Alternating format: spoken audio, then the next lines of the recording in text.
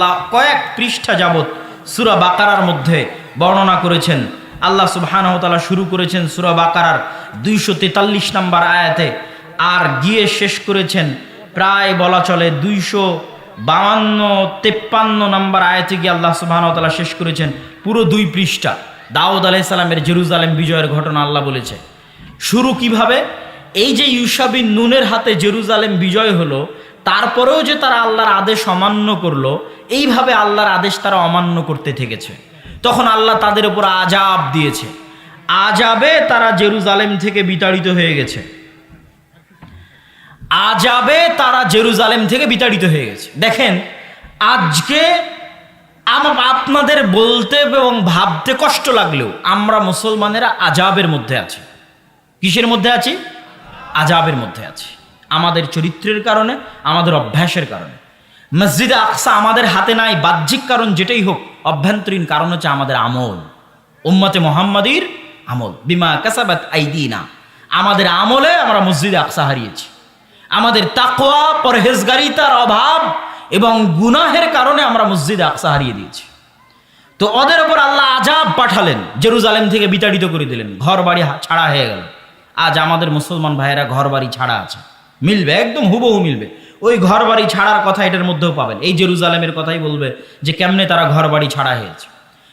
ঘর বাড়ি ছাড়া অবস্থায় জীবনযাপন কাটাতে কাটাতে ক্লান্ত হয়ে গেছে। তৎকালীন নবী শামুয়েলকে গিয়ে বলছে, আপনি আল্লাহর কাছে দোয়া করেন না, আল্লাহ আমাদের জন্য একজন শক্তিশালী বাদশাহ পাঠাক, যেন আবার আমরা জেরুজালেম বিজয় করতে পারি। আল্লাহ কিন্তু আমাদেরও শিখিয়ে দিয়েছে যে তোমরা দোয়া করবা সুলতানান নাসিরা, যেন আল্লাহ তোমাদের জন্য একজন শক্তিশালী বাদশাহ পাঠায়। হে আল্লাহ, আপনি আমাদের উম্মতে মুহাম্মাদিকে, ফিলিস্তিনকে, জেরুজালেমকে, গাজার মুসলমানদেরকে উদ্ধার করার জন্য শক্তিশালী শাসক পাঠান। বলেন আল্লাহুম্মা আমিন।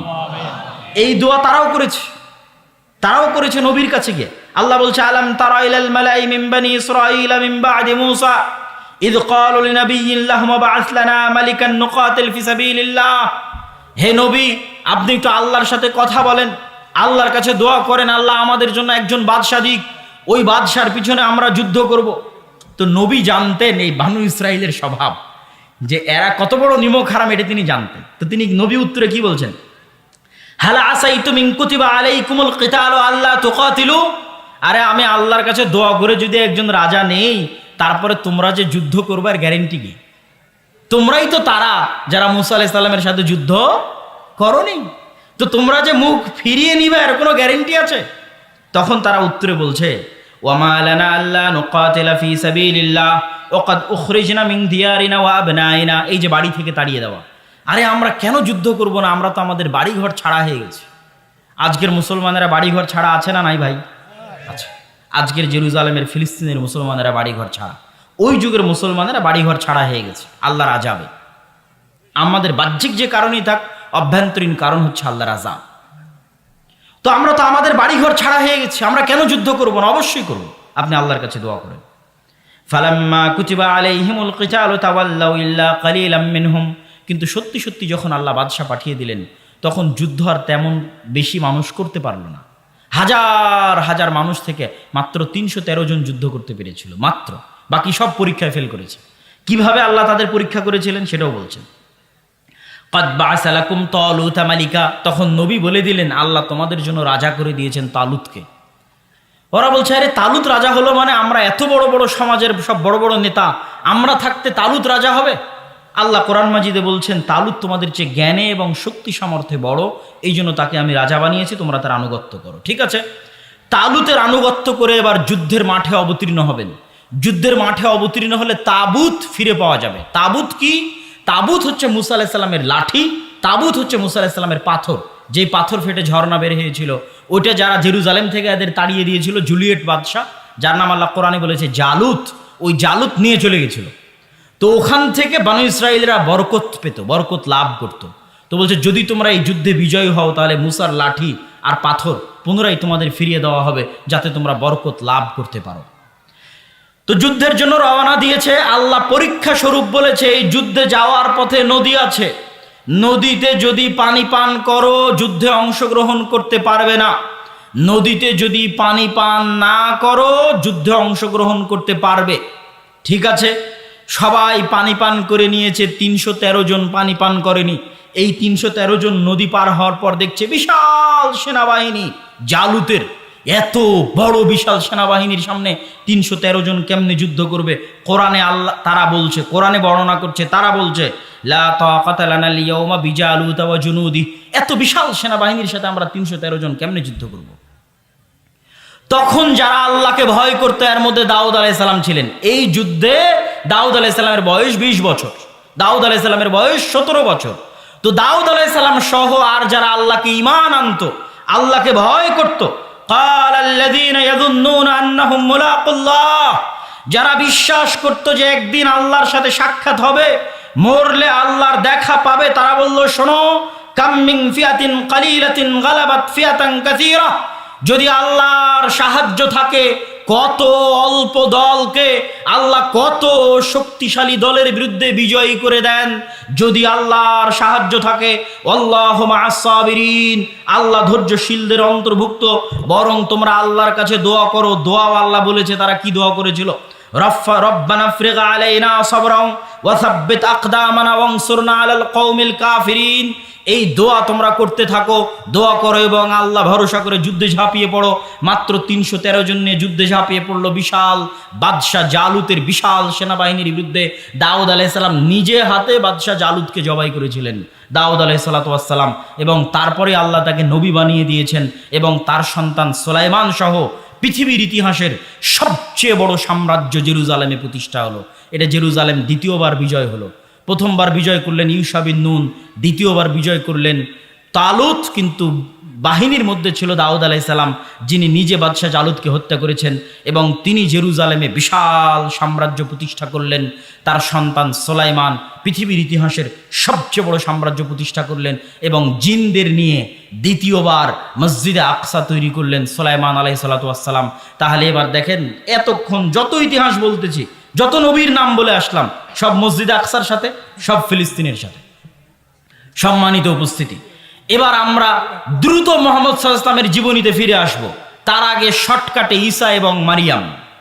ওয়াইদ ক্বালাত ইমরাতু ইমরান রাব্বি ইন্নী নাযারতু লাকা মা ফি বাতনি মুহাররারা, যখন ইমরানের স্ত্রী বলল, হে আল্লাহ, আমার পেটে যে সন্তান আছে তোমার রাস্তায় ওয়াকফ করে দিলাম। তোমার রাস্তায় মানে এই মসজিদের জন্য, মসজিদের খেদমত করার জন্য।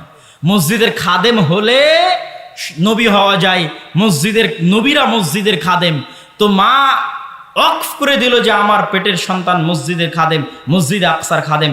ফালাম্মা ওয়াদাআত ক্বালাত রাব্বি ইন্নী ওয়াদাতুহা উনসা, বাচ্চা প্রসব করার পর দেখছেন মারিয়াম মেয়ে সন্তান। তো মেয়ে সন্তানকে কেমনে মসজিদে রাখবেন? তো তাকাফফালা জাকারিয়া তথা তার খালু জাকারিয়া আলাইহিস সালাতু ওয়াস সালাম তার দায়িত্ব নিলেন এবং মেয়ে হয়েও মসজিদের খেদমত করতে লাগলেন। মারিয়াম আলাইহিস সালাতু ওয়াস সালাম কোন মসজিদের খেদমত করতে লাগলেন? মসজিদে আকসার খেদমত করতে লাগলেন। আল্লাহ আসমান থেকে খাবার পাঠালেন। কোন মসজিদে খাবার পাঠালেন? মসজিদে আকসায় খাবার পাঠালেন। মারিয়ামের পেটে সন্তান আসলো। ঈসা আলাইহিস সালাতু ওয়াস সালাম মায়ের কোলে কথা বললেন। কোন শহরে জন্ম নিলেন ঈসা আলাইহিস সালাতু ওয়াস সালাম? জেরুজালেমে জন্ম নিলেন, ফিলিস্তিনে জন্ম নিলেন, মসজিদে আকসার পাশে জন্ম নিলেন। এই পর্যন্ত দিয়ে এবার আমরা সামারি দেখি। পৃথিবীর 90% মানুষ তথা তিনটা বড় দিনের অনুসারী, বড় ধর্মের অনুসারীর পবিত্র স্থান হচ্ছে জেরুজালেম, মসজিদে আকসা। যেহেতু মুসা আলাইহিস সালাম এটার জন্য জীবন দিয়েছে, ইউশা বিন নুন জীবন দিয়েছে, দাউদ সুলাইমান যুদ্ধ করেছে, তো এই জন্য ইহুদি যারা আছে তাদের কাছে এটা সবচেয়ে পবিত্র। ঈসা আলাইহিস সালাম এখানে জন্ম হয়েছে, তার মা এই মসজিদের খাদেম ছিলেন, এই জন্য খ্রিস্টানদের কাছে এটা সবচেয়ে পবিত্র। আর আমরা মুসলমানেরা তো আছি। তাহলে পৃথিবীতে এর চাইতে বড় আর কোনো কারণ নাই যেখানে পৃথিবীর 90% মানুষ যুদ্ধে জড়িয়ে যেতে পারে। মানে এর চেয়ে বড় আর কারণ পৃথিবীতে নাই, যেই কারণে পৃথিবীর 90% মানুষ যুদ্ধে জড়িয়ে যেতে পারে। কিসের প্রথম বিশ্বযুদ্ধ, কিসের দ্বিতীয় বিশ্বযুদ্ধ?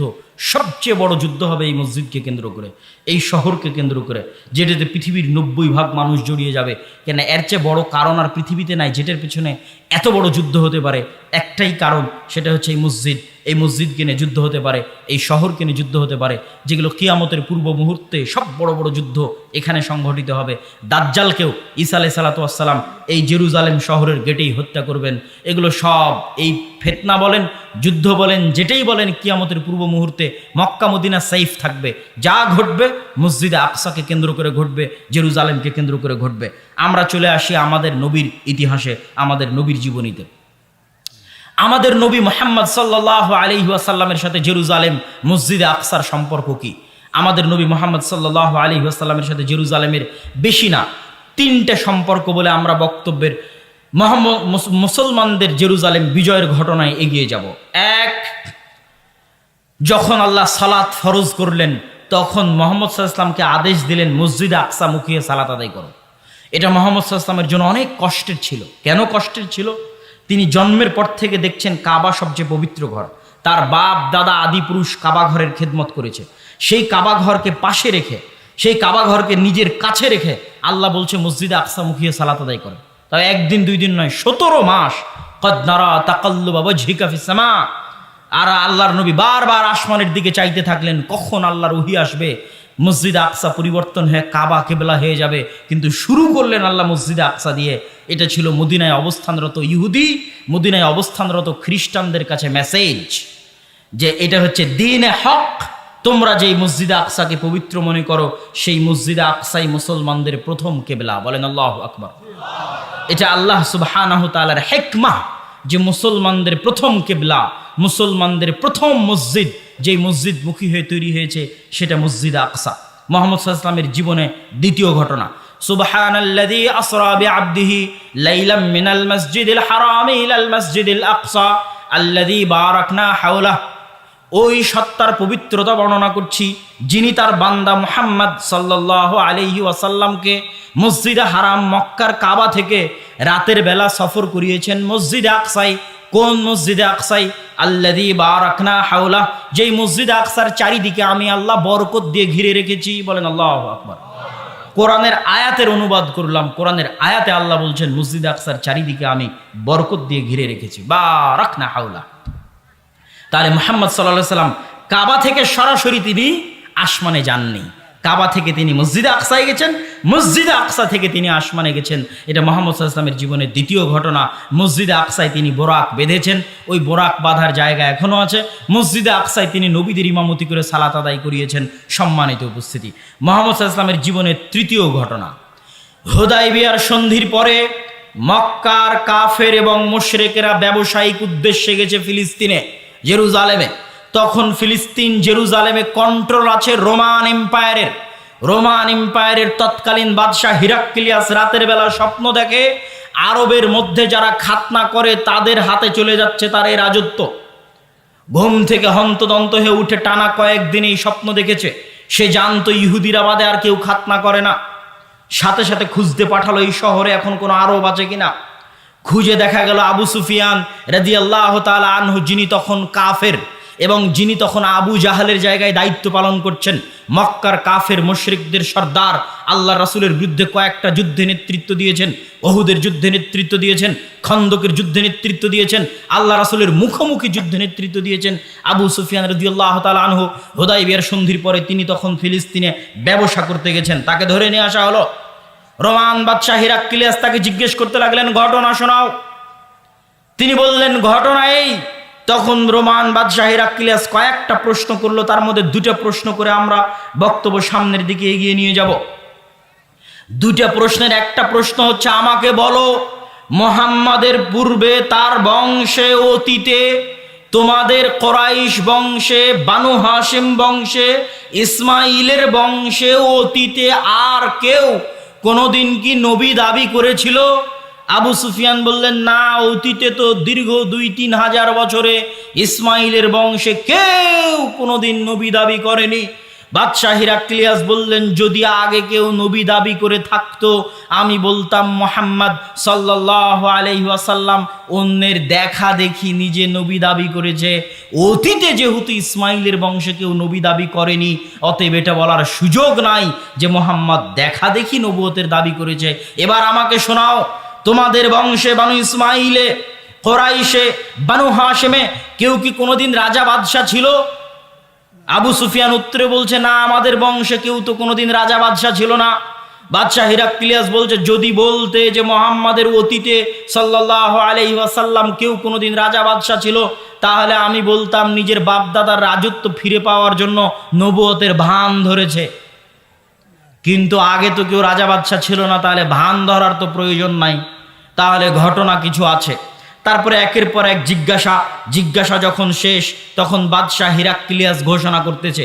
কে ঘোষণা করতেছে? তৎকালীন বিশ্বের সবচেয়ে শক্তিশালী এম্পায়ারের রাষ্ট্রপ্রধান। মনে করেন আজকের পৃথিবীর সবচেয়ে শক্তিশালী রাষ্ট্র যদি আমেরিকা হয়, তাহলে আমেরিকার রাষ্ট্রপ্রধান কোথায় বসে ঘোষণা করতেছে? জেরুজালেমে মসজিদে আকসার পাশে বসে ঘোষণা করতেছে। কার সামনে ঘোষণা করতেছে? আল্লাহর নবীর সবচেয়ে বড় শত্রু মক্কার কাফের মুশরিকদের সর্দারের সামনে বসে ঘোষণা করতেছে, জেরুজালেমে বসে ঘোষণা করতেছে। তৎকালীন বিশ্বের সবচেয়ে বড় এম্পায়ারের শাসক ঘোষণা করতেছে, আবু সুফিয়ান, তুমি যা বললে তা যদি সত্য হয়, তাহলে মাউদে আকাদামাইয়া তাহতা মাউদে আকাদামাইয়া, আমার পায়ের নিচে যে মাটি আছে, এই মাটি একদিন মুহাম্মাদের অনুসারীদের দখলে চলে যাবে। আল্লাহু আকবার। এটাই মসজিদ আকসার মাটি, এটাই জেরুজালেমের মাটি। তাহলে এর চেয়ে বড় ভবিষ্যৎবাণীর আর প্রয়োজন নাই। সম্মানিত উপস্থিতি, মুহাম্মদ সাল্লাল্লাহু আলাইহি সাল্লাম তার জীবনে দুইটা যুদ্ধ করেছেন জেরুজালেম বিজয় করার জন্য, মুতা এবং তাবুকের যুদ্ধ।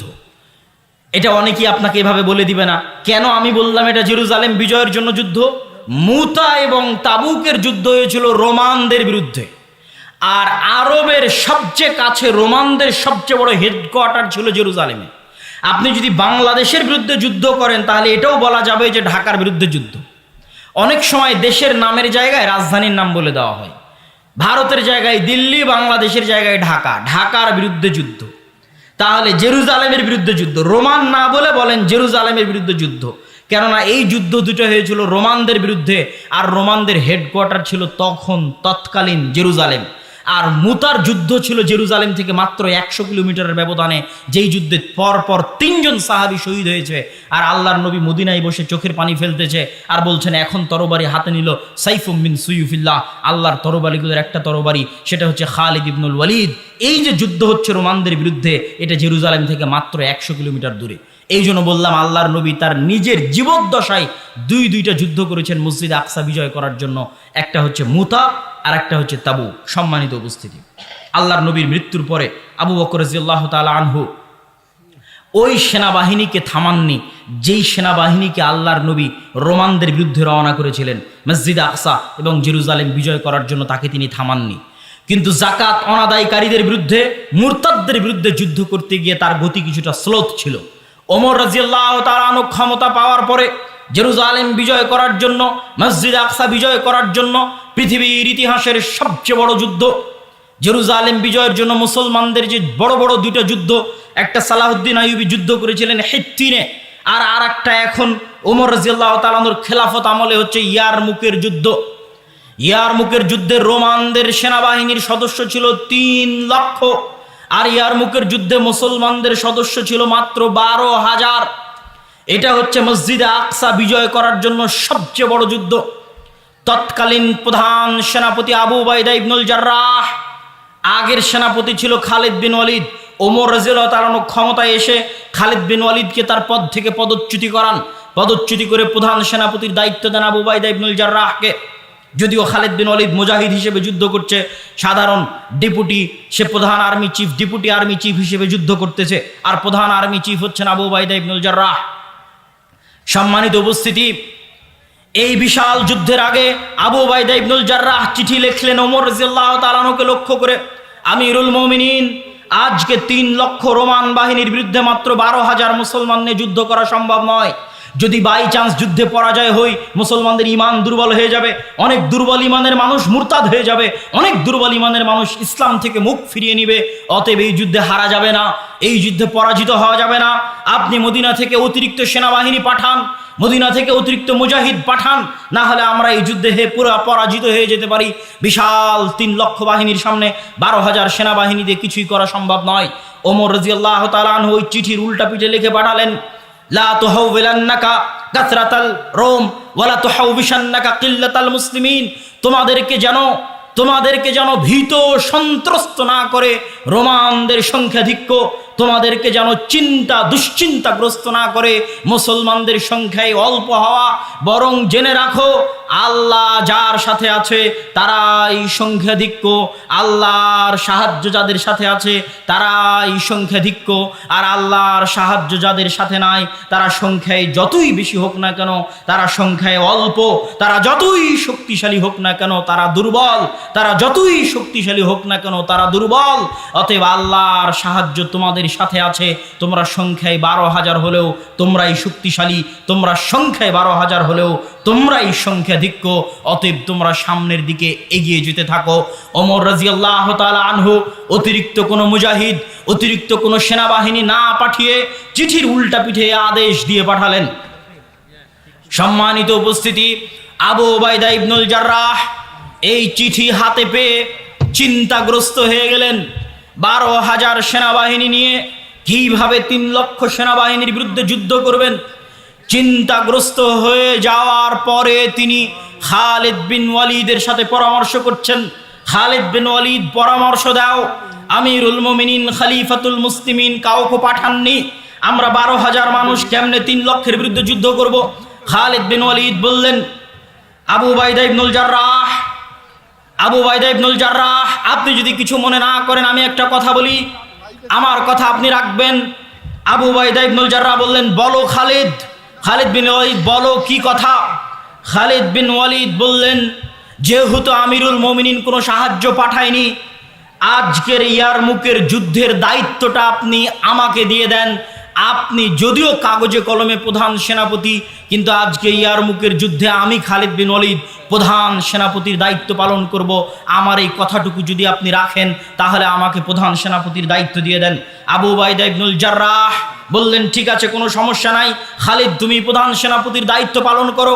ইয়ারমুকে 6 দিন যুদ্ধ হয়েছে, 6 দিন যুদ্ধ করার পরে আল্লাহ সুবহানাহু ওয়া তাআলা মুসলমানদের বিজয় দিলেন। মুসলমানেরা 4টা দলে ভাগ হয়ে গেল, প্রত্যেকটা দলের প্রধান ছিল একজন সাহাবী। 4টা দলে ভাগ হয়ে গিয়ে এবার আজকের ফিলিস্তিনের যত শহরের নাম শুনেন, যেই গাজার নাম শুনছেন, ইয়ারমুকের যুদ্ধের পরের দিনই গাজা শহর বিজয় হয়েছে। ইয়ারমুকের যুদ্ধের পরে মুসলমানেরা 4টা দলে ভাগ হয়ে মসজিদে আকসাকে কেন্দ্র বানিয়ে, জেরুজালেমকে কেন্দ্র বানিয়ে 4 দিক থেকে ঘিরে নিতে লাগলো জেরুজালেমকে। 4 দিক থেকে জেরুজালেমকে ঘিরতে থাকলো। গাজা, হাইফা, তেল আবিব, পশ্চিম তীর, হেবরন, আল খালিল, ফিলিস্তিনের যত শহর আছে সব শহর বিজয় করতে করতে করতে করতে একদম জেরুজালেম চারিদিক থেকে ঘিরে নিল। ওই দিন জেরুজালেমের পাশে 4,000 সাহাবী ছিলেন। 1 মাস জেরুজালেম ঘিরে রাখা হলো। পাদ্রী চাবি হস্তান্তর করবে না যতক্ষণ না আমিরুল মুমিনিন খলিফাতুল মুসলিমিন না আসবে। চিঠি লিখে পাঠানো হলো। আবু উবাইদা ইবনুল জাররাহ চিঠি লিখে পাঠালেন। ওমর ইবনুল খাত্তাব বলছেন, আমি আসছি, জেরুজালেমের চাবি ওমরের হাতে হস্তান্তর করা হবে উটের পিঠে। এই মর্মে পালাক্রমের শর্তে যেই ঘটনা আপনাদের জানা আছে, এই ঘটনা সেই ঘটনা যেটা জেরুজালেম বিজয়ের ঘটনা। ওমর রাদিয়াল্লাহু তাআলা আনহু মদিনা থেকে রওনা হলেন একজন খাদেম সাথে করে নিয়ে, কখনো খাদেম উটের পিঠে, কখনো ওমর রাদিয়াল্লাহু তাআলা আনহু উটের পিঠে। যখন জেরুজালেমের গেটে ওমর রাদিয়াল্লাহু তাআলা আনহু প্রবেশ করছে, 4,000 সাহাবী সহ বিশাল মুসলমানদের বাহিনী অপেক্ষা করছে, হাজার হাজার পাদ্রী অপেক্ষা করছে। আজ খলিফাতুল মুসলিমিন আসবে, আমিরুল মুমিনিন আসবে, কিন্তু তারা দেখছে খলিফাতুল মুসলিমিন রশি ধরে টানছে আর খাদেম উটের পিঠে বসে আছে। আবু উবাইদা ইবনুল জাররাহ হন্তদন্ত হয়ে ছুটে আসলেন ওমর রাদিয়াল্লাহু তাআলা আনহুর কাছে। ওমর রাদিয়াল্লাহু তাআলা আনহুকে এসে বলছেন, ইয়া আমিরাল মুমিনিন, ইন্নার রোমান ইয়ানজুরু ইলাইনা নাজরাতা কিল্লাহ। আমিরুল মুমিনিন, আপনি করেছেন কি? আমিরুল মুমিনিন, আজকে হাজার হাজার পাদ্রী অপেক্ষায় আছে আপনাকে দেখার জন্য। আজ আমরা 1 মাস থেকে এখানে অপেক্ষায় আছি আপনার আগমনে। আপনি রশি ধরে টানছেন, খাদেমকে উটের পিঠে বসিয়ে রেখেছেন, গায়ে জীর্ণ শীর্ণ কাপড়। রোমানরা কি মনে করবে? রোমানরা হাসি ঠাট্টা করবে, রোমানরা মজাক করবে, রোমানরা আমাদেরকে ছোট চোখে দেখবে। ওমর ইবনুল খাত্তাব কঠিন একটা ধমক দিলেন, আবু উবাইদা, তুমি না বলে অন্য কেউ বললে আমি কষ্ট পেতাম না, তুমি বলাই কষ্ট পাচ্ছি। শোনো আবু উবাইদা, আজ থেকে 30 বছর আগে ওমরের নাম কেউ চিনত না। আজ থেকে 30 বছর আগে আমরা জাহিলি কুন্না কওমানা জিল্লা, আমরা কোথায় জাহিলি যুগে না আমাদের নাম ছিল, গন্ধ ছিল, না টাকা ছিল, না পয়সা ছিল, না ক্ষমতা ছিল। আজকে যদি আপনি মনে করেন বাংলাদেশের কোনো বগুড়ার সোনাতলার কোনো একটা অঞ্চলের একজন কৃষক তার ইমানের কারণে, তার তাকওয়ার কারণে, তার পরহেজগারিতার কারণে লুঙ্গি করে মাথায় মাথল দিয়ে যদি জেরুজালেম বিজয় করতে যায়, আর সেখানে যদি সে বিশ্বের সবচেয়ে বড় এম্পায়ারের বিরুদ্ধে বিজয় অর্জন করে, তো এরকমই 30 বছর আগে না ওমরকে কেউ চিনত। ওমর রাদিয়াল্লাহু তাআলা আনহু বলেন, আমরা ছিলাম কুন্না কওমান আদিল্লাহ, কোথায় মক্কার অন্ধকার জাহিলিয়াতের যুগ, আমাদের কেউ চিনত না। আজ আমি ওমর কোন জেরুজালেম বিজয় করতে এসেছি তোমরা জানো? এই জেরুজালেমের এই মসজিদে আকসাই এই মারিয়াম আলাইহিস সালাতু ওয়াস সালাম থাকতেন, এই জেরুজালেমে ঈসা আলাইহিস সালাতু ওয়াস সালামের জন্ম হয়েছে, এই জেরুজালেমে ইয়াহিয়া জাকারিয়াকে হত্যা করা হয়েছে, এই জেরুজালেম বিজয় করতে এসে মুসা আলাইহিস সালাম পারেননি, এই জেরুজালেম বিজয় করতে আল্লাহ সূর্য থামিয়ে দিয়েছেন ইউশা বিন নুনের জন্য, এই জেরুজালেম বিজয় করেছে দাউদ, এই জেরুজালেম বিজয় করেছে, এই জেরুজালেমে পৃথিবীর সবচেয়ে বড় সাম্রাজ্য প্রতিষ্ঠা করেছে সুলাইমান আলাইহিস সালাতু ওয়াস সালাম।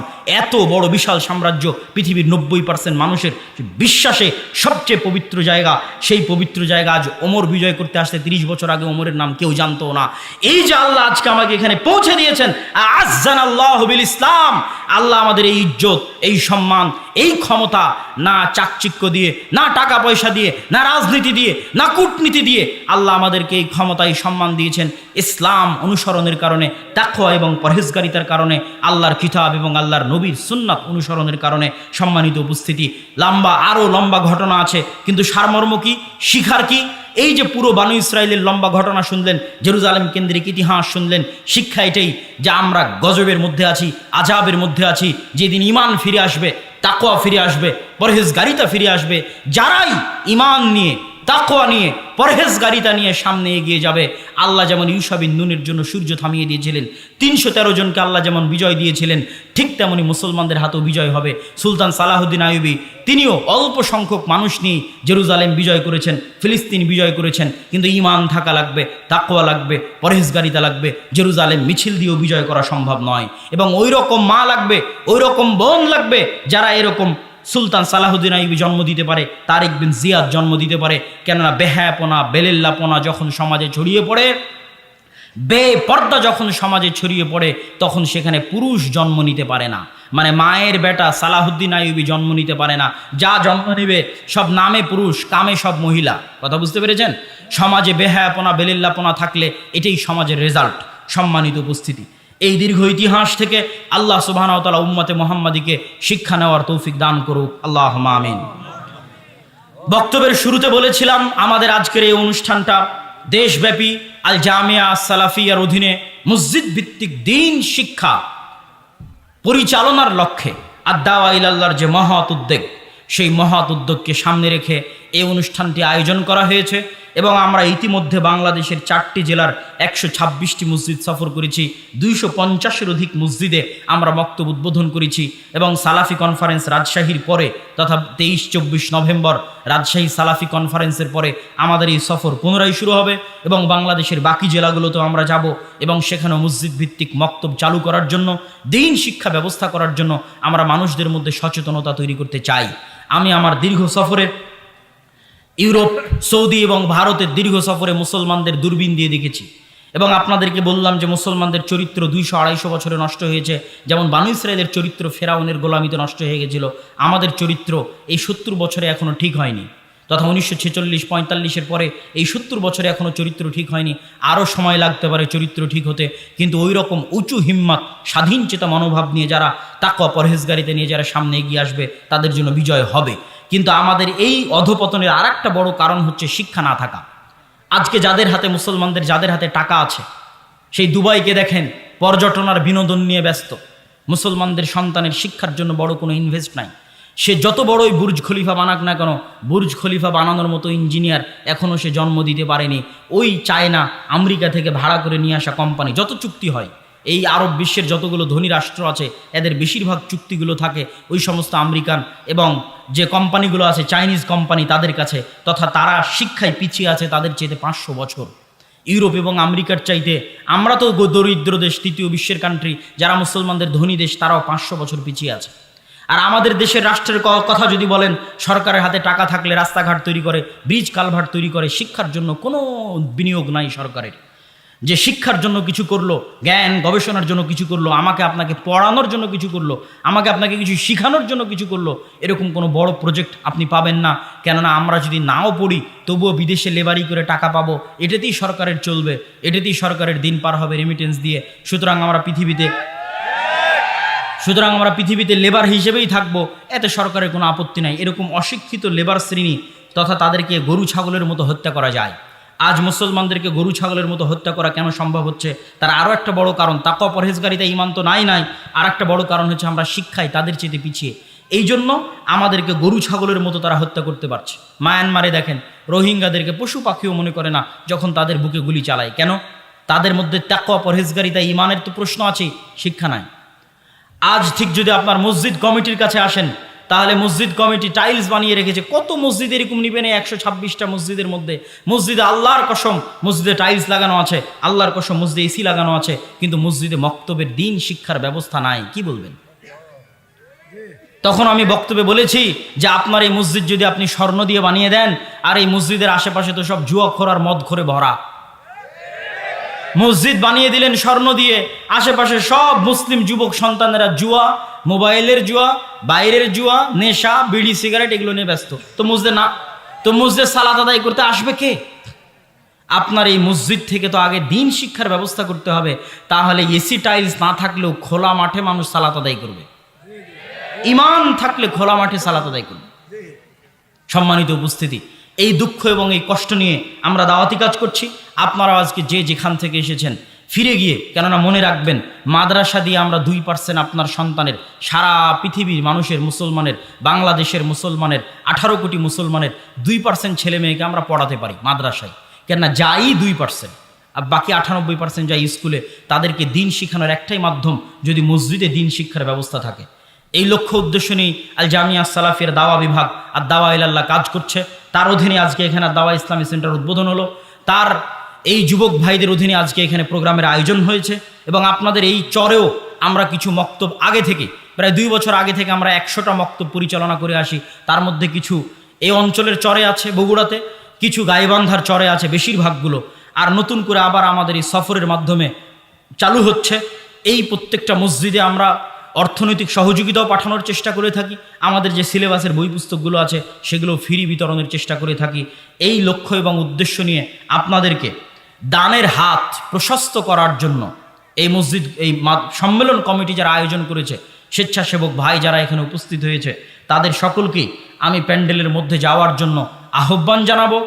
আপনাদের এই দানের অর্থ আপনাদের অত্র অঞ্চলের দিন শিক্ষার জন্য, অত্র অঞ্চলের মসজিদে কোরআন শিক্ষা, দিন শিক্ষার ব্যবস্থা চালু করার জন্যই ব্যয় হবে। এই নেকির আশায় আপনারা সকলেই উক্ত দানে অংশগ্রহণ করার চেষ্টা করবেন। স্বেচ্ছাসেবকেরা আছে কিনা আমি জানি না, সংখ্যা অনেক অল্প মনে হচ্ছে তো। এবং যারা স্টেজে আছেন তারাও এই বৈঠকি দানে অংশগ্রহণ করার চেষ্টা করেন। আল্লাহ সুবহানাহু ওয়া তাআলা আমাদের উদ্যোগকে কবুল করুক, বলেন আল্লাহুম্মা আমিন। আল জামিয়া সালাফিয়ায় আগামী 23 ও 24 নভেম্বর সালাফি কনফারেন্স আছে। এখান থেকে ভাইয়েরা যাবে। আপনাদের প্যান্ডেলের মধ্যেই সালাফি কনফারেন্সের ব্যানার দেখতে পাচ্ছেন। আপনাদের সেখানে দাওয়াত রইল, আল্লাহ কবুল করুক, যাওয়ার চেষ্টা করবেন, বলেন ইনশাআল্লাহ। সম্মানিত উপস্থিতি, আমি আমার বক্তব্যের শেষে এসে আল্লাহর কাছে দোয়া করতে চাই। হে আল্লাহ, আপনি আসমান এবং জমিনের মালিক, আপনি আরশের মালিক, আপনি দেখছেন, আপনি সবই জানেন। আজ ফিলিস্তিনের মুসলমানেরা, ফিলিস্তিনের মা এবং বোনেরা কি কষ্টে, কি দুঃখে দিনাতিপাত করছে তা আপনি দেখছেন, তা আপনি জানেন। আপনি আপনার দয়া এবং রহমত দিয়ে তাদেরকে উদ্ধার করুন, বলে আল্লাহুম্মা আমিন। হে আল্লাহ, আপনি আপনার শক্তি, আপনার ক্ষমতা, আপনি আপনার শক্তি, আপনি আপনার ক্ষমতা, যারা আপনার দিনকে, যারা আপনার নবীকে অপমান করে, যারা আপনার দিনের শত্রুতা করে, আপনার নবীর সাথে শত্রুতা করে, তাদের বিরুদ্ধে প্রদর্শন করুন, আল্লাহুম্মা আমিন। হে আল্লাহ, আপনি আপনার শক্তি, আপনি আপনার ক্ষমতা তাদের বিরুদ্ধে প্রদর্শন করুন, যারা আপনার দিন, আপনার নবী, আপনার দিনের শত্রুতা করে এবং আপনার নবীর দিনকে ধ্বংস করার চেষ্টা করে, তাদের বিরুদ্ধে প্রদর্শন করুন, আল্লাহুম্মা আমিন। হে আল্লাহ, আপনি সারা বিশ্বে যেখানে যত মুসলমান নির্যাতিত আছে, কষ্টে আছে, তাদের জন্য সুলতানান নাসিরা, উদ্ধারকারী, সাহায্যকারী, শক্তিশালী বাদশাহ পাঠিয়ে দিন, বলে আল্লাহুম্মা আমিন। হে আল্লাহ, আপনি মুসলমানদের জন্য সুলতান সালাহুদ্দিন আইয়ুবী, ওমর ইবনুল খাত্তাব, তারিক বিন জিয়াদের মতো শক্তিশালী শাসক, শক্তিশালী আমির, শক্তিশালী নেতা পাঠিয়ে দিন, যার অধীনে মুসলমানেরা জিহাদ করে তাদের এই কষ্ট, তাদের এই দুঃখ থেকে বের হয়ে আসতে পারবে, সেরকম শাসক আপনি দান করুন, আল্লাহুম্মা আমিন। হে আল্লাহ, ফিলিস্তিনে যে সমস্ত মুসলমানেরা মারা যাচ্ছে তাদেরকে আপনি শহীদ হিসেবে কবুল করুন, আল্লাহুম্মা আমিন। হে আল্লাহ, আমরা আজকে যারা এখানে উপস্থিত হয়েছি তাদেরকে আপনি আপনার দ্বীনের উপরে মৃত্যু পর্যন্ত টিকে থাকার তৌফিক দান করুন, আল্লাহুম্মা আমিন। মহিলা প্যান্ডেলে মা এবং বোনদেরকে অনুরোধ করব, আপনারা উক্ত বৈঠকি দানে অংশগ্রহণ না করে বিদায় নেবেন না। অবশ্যই আপনারা চেষ্টা করবেন উক্ত বৈঠকি দানে অংশগ্রহণ করতে। আল জামিয়া সালাফিয়া সারা দেশব্যাপী শিক্ষা কেন্দ্রিক, মসজিদ কেন্দ্রিক আমরা কাজ করি। জামিয়া সালাফিয়া রূপগঞ্জ নারায়ণগঞ্জ প্রায় 60 বিঘা জমির উপর, জামিয়া সালাফিয়া ডাঙ্গিপাড়া পাবা রাজশাহী প্রায় 30 বিঘা জমির উপর, এবং জামিয়া সালাফিয়া ডাঙ্গিপাড়া পাবা রাজশাহীতে বিদেশি শিক্ষক এবং বিদেশি ছাত্র অবস্থান করে। প্রায় বাংলাদেশের বিশ্ববিদ্যালয়গুলোতে যেই লেভেলের বেতন আছে, জামিয়া সালাফিয়া ডাঙ্গিপাড়া পাবা রাজশাহীতে বিদেশি শিক্ষকদের সেই লেভেলের বেতন আছে। এবং সৌদি আরব থেকেও কিছুদিন পূর্বে মেহমান এসেছিল, যারা 10 দিন ব্যাপী ছাত্রদের দার্স দিয়েছে, এবং মদিনা ইসলামী বিশ্ববিদ্যালয় থেকে মেহমানদের আসা অব্যাহত থাকবে, এবং তারা আপনাদের সন্তানকে জামিয়া সালাফিয়া ডাঙ্গিপাড়াতে দার্স দিবে। আমরা এটাকে মার্কাজি দারুল ইলুম, মার্কাজুল ইলম বানাতে চাই, এবং তারই অধীনে সারা দেশব্যাপী মসজিদ ভিত্তিক দিন শিক্ষা কার্যক্রমের আমরা উদ্যোগ নিয়েছি। আল্লাহ সব কিছুকে কবুল করুক, আল্লাহুম্মা আমিন। যারা আজকের এই বক্তব্যটা লিখিত আকারে পড়তে চান, এই মাসেরই যদি মাসিকাল ইতেসাম থাকে, নভেম্বরের মাসিকাল ইতেসাম আজকে আছে কিনা, নিয়মিত পুরো জেরুজালেমের ইতিহাস লিখিত আকারে যাচ্ছে। যাওয়ার সময় মাসিকাল ইতেসাম নেওয়ার চেষ্টা করবেন, আমাদের যে বই পুস্তকগুলো আছে সেগুলো নেওয়ার চেষ্টা করবেন। আর জেরুজালেমের ইতিহাসটা পর্ব আকারে মাসিকাল ইতেসামে যাচ্ছে। আল্লাহ সুবহানাহু ওয়া তাআলা কবুল করুক। সম্মানিত উপস্থিতি, আমি আমার বক্তব্য এই বলে শেষ করছি। সুবহানাকা আল্লাহুম্মা বিহামদিকা আশহাদু আল্লা ইলাহা ইল্লা আনতা আস্তাগফিরুকা ওয়া আতুবু ইলাইক ওয়া আখিরু দাওয়ানা আনিল হামদুলিল্লাহি রাব্বিল আলামিন। আসসালামু আলাইকুম ওয়া রাহমাতুল্লাহি ওয়া বারাকাতুহু।